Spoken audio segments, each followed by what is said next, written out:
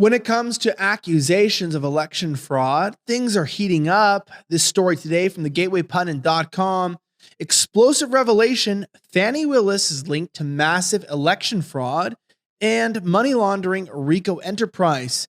This and so much more coming up on the Gateway Pundit's Weekend Review.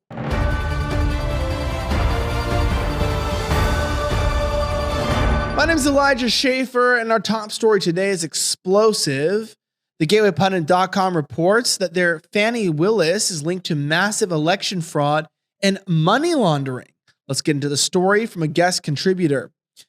In a shocking turn of events, a bombshell investigation has uncovered jaw-dropping connections between Fani Willis and a sprawling web of election fraud and money laundering activities. Fani Willis's involvement will sure to send shockwaves through the political landscape. The investigation, which spans across multiple states and multiple jurisdictions, has revealed a complex network of illicit operations aimed at undermining the very foundation of our constitutional republic and rule of law. Sources close to the matter suggest that Willis was a massive beneficiary in the federal and Georgia RICO enterprises. It appears that she is currently playing a key role in orchestrating a systematic scheme to manipulate election outcomes, casting doubt on the integrity of the entire electoral process. Let's get into the meat of the story. In the lead up to the 2022 midterm elections, my team uncovered a massive money laundering network of campaign finance contributions being made via ActBlue. One of the top beneficiaries of this money laundering RICO enterprise was none other than the Georgia Senator Raphael Warnock. The Gateway Pundit was the first news organization to cover the massive money laundering network that financed the Raphael Warnock campaign. As our investigation progressed, we expanded our efforts in other states such as Missouri. Now, if you go down here, the criminal money laundering enterprise operates at the federal, state, and local levels. The first local elected official identified as part of the ongoing money laundering operation was Alvin Bragg. I'm sure you're familiar with him. The systemic funneling of illicit campaign finance funds was also identified in the Wisconsin Supreme Court race of Janet Prosowitz. Now, what's pretty crazy about this is that there's money laundering schemes being involved. The Democrats can say, "Oh, I wasn't involved. I didn't launder money. I don't know, sent money to somebody." But the truth of the matter is that the Democrats are laundering money. They're smart. Just like the ADL, they're funneling funds into accounts that are doing the laundering for them.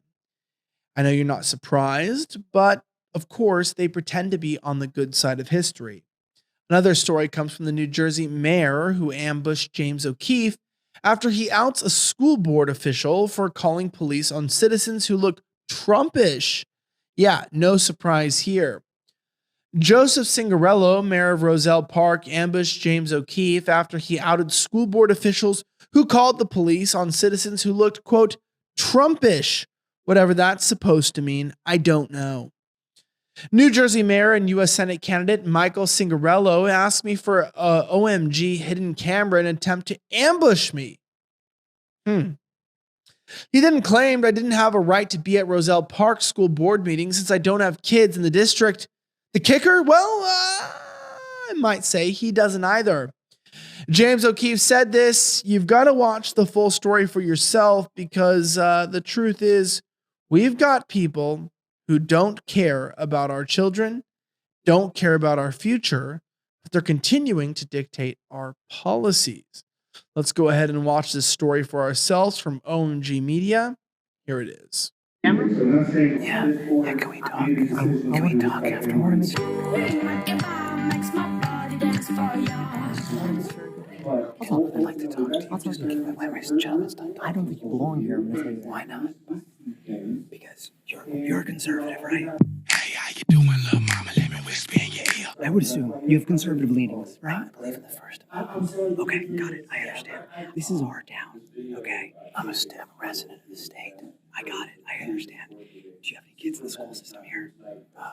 No. Got it. Yeah. Therein lies my point. Okay. So do you have kids? I don't have kids. It's the hip of the Eagle Double G. Snoop Dogg. you're I'd the love mayor to of have this one. town? I am the mayor of this Okay. town. And it's So- my job, Yeah. right? It's my job to interact with the board insofar as keeping kids safe, right? And it's my firm opinion, the undue chaos that you've brought here, How did I bring chaos? you are making people feel unsafe.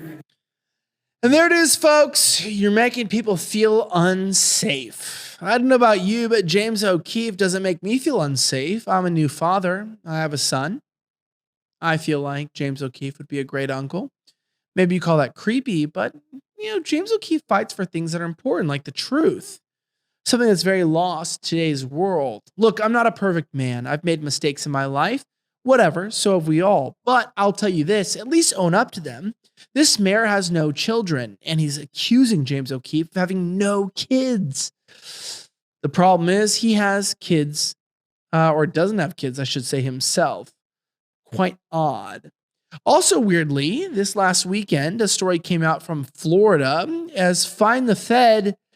Here's hoping someone can identify the tattooed Nazis at the gathering in Florida. One Nazi identified says that he was backed by the CIA. I should say, doesn't really matter which one. The Nazis were marching in Florida on Saturday. They had a large following for their rally with every member in new red shirts and face masks. Most of the protesters hid their faces, but a couple tattooed Nazis left their masks in the car. Now, I'll say this. I disagree with this post entirely because there is white grievance, right? It exists. White people are being attacked by bad faith actors, and we'll leave it there. It's okay to be white. Lastly, there is no way in and out as the storm floods Burning Man Festival. 73,000 people are trapped in mud, told to conserve water and food. Burning Man attendees late last Friday night were told to shelter in place after a storm dumped torrential rain on the playa and turned it into a giant soapy mud pit. Burning Man is a yearly music festival and art festival in northern Nevada in Black Rock City. Suspicious. An estimated 73,000 people are trapped after a monsoonal storm moved through Black Rock City. This shocking event took place. Make sure you check it out at thegatewaypundit.com.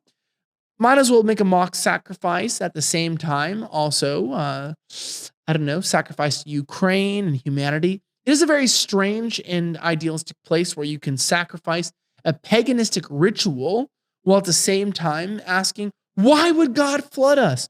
Why would God send rain? I don't know. Ask Noah. Anyway, my name's Elijah Schaffer. This has been the Gateway Pundits Weekend Review, where we review the news in under 10 minutes.